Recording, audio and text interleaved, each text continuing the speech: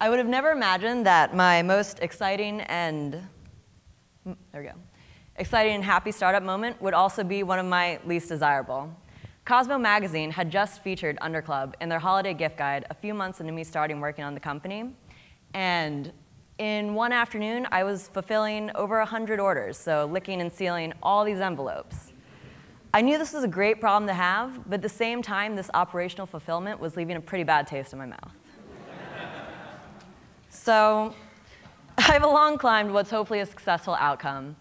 So I feel a little premature standing here and telling you my top 3 lessons to succeed, because I'm still figuring those out. Instead, I want to tell you my personal story about building a company and just going through it day to day. So in the future, before I can glamorize it, you've now heard it, because I can already see how it comes together. For example, I started working on a new product development course involving femcare, and it was just continuous inspiration. Or I kind of wrote all my business school essays about starting some sort of startup after business school, so it was just natural.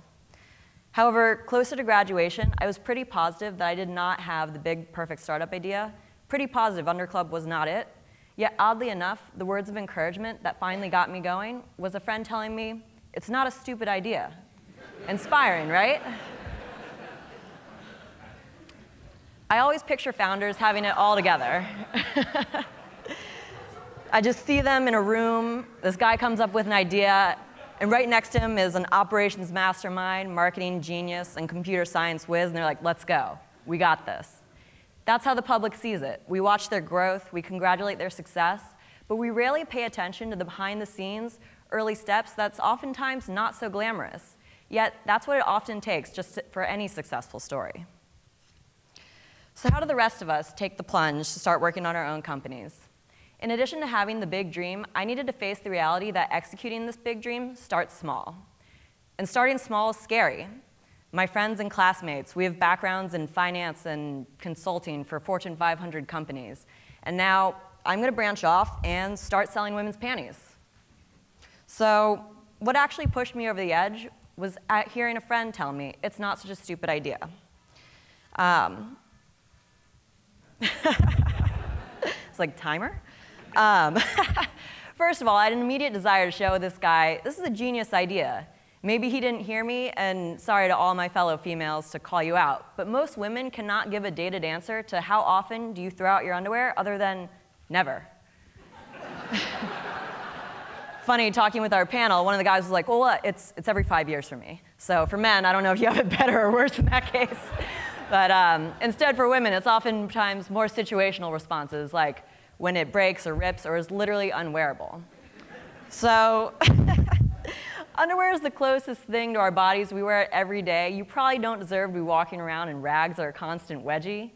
But when the laundry day comes and you realize you're down to, ugh, that pair, you know you're doing it. But back to the story.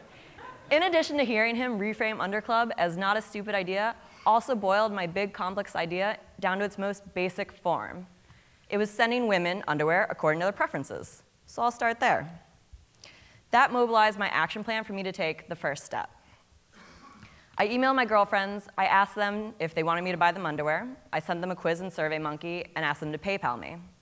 At the time, I wasn't even thinking of all the more challenging, complex things that were yet to come. I knew I had to set up a subscription payments platform that would integrate with my e-commerce solution. I knew that I had to set up becoming a legal entity, which is not as easy as it sounds.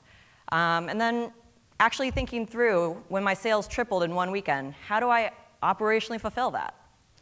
But at the time, I didn't need to. I needed to start with step 1, and then tackling each challenge from then on in due time, just as I grew. So as time goes on, tackling these bigger, more complex challenges is more digestible now that I've started by learning the nuts and bolts of turning my business model into a reality.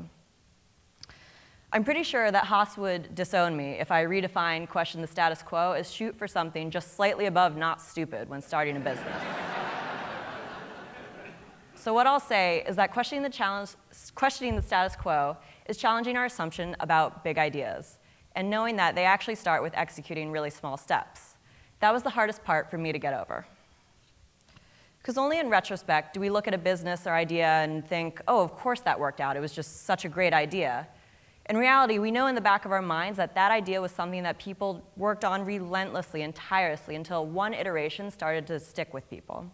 And even get that far, you just had to start testing the idea in the first place.